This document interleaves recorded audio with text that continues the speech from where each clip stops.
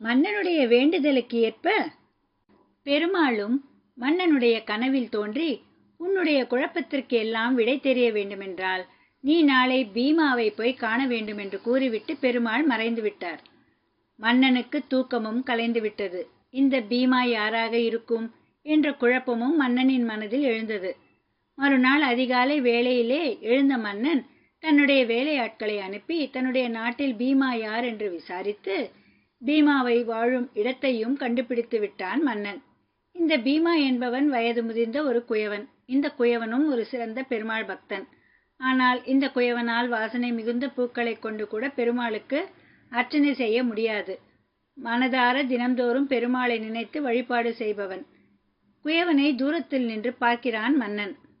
அந்த குயவன் பானை செய்து கொண்டு இருக்கிறான். பானை செய்யும் போது கோவிந்தா கோவிந்தா என்ற நாமத்தை உச்சரித்து கொண்டே வேலை செய்து கொண்டிருக்கிறான். அந்த சமயம் பார்த்து அவனுக்கு முன்னால் பெருமாள் காட்சி தருகிறார். பெருமாளை பார்த்து அவனுக்கு என்ன செய்வதென்றே தெரியவில்லை. தன் கையில் இருந்த களிமண்ணில் பூக்களை செய்து பெருமாள் பாதங்களில் போட்டு பெருமாளை வணங்கினான். மன்னனுக்கு ஒன்றுமே புரியவில்லை. கோவில் கட்டி தங்கப்பூக்களால் வெள்ளிப்பூக்களால் அர்ச்சனை செய்த என்னுடைய கண்ணுக்கு பெருமாள் தரிசனம் கொடுக்கவில்லை.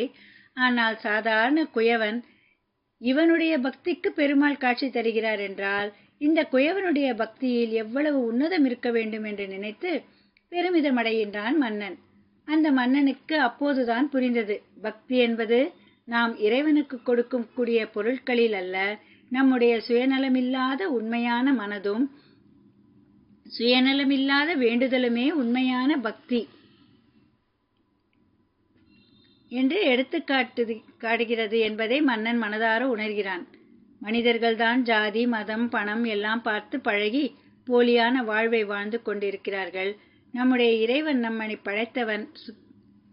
சுத்தம் தூய்மையான அன்பு பாசம் பக்தி மட்டுமே இறைவனின் கண்களுக்கு தெரியும். நாம் பெருமாளுக்கு எந்த பொருள் கொண்டு பூஜை செய்கின்றோம் என்று பெரிதல்ல. இருந்த இடத்தில் இருந்தவாறே தூய மனதோடு தர்ம சிந்தனையில் வாழும் மனிதர்கள் மனதார கோவிந்தா என்று கூப்பிட்டாலே அந்த கோவிந்தன் ஓடி வருவான். அப்படியாக பெருமாள் தரிசனத்தை பெற்ற குயவனுக்கு அன்றைய தினம் மோட்சமும் கிடைத்தது. இந்த சம்பவம் நடந்த அந்த நன்னாள் புரட்டாசி மாத சனிக்கிழமை.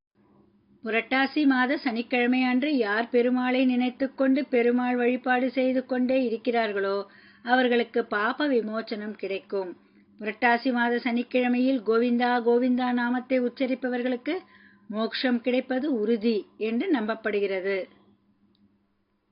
நாமும் கோவிந்தா கோவிந்தா என்று பெருமாளை அழைப்போம்.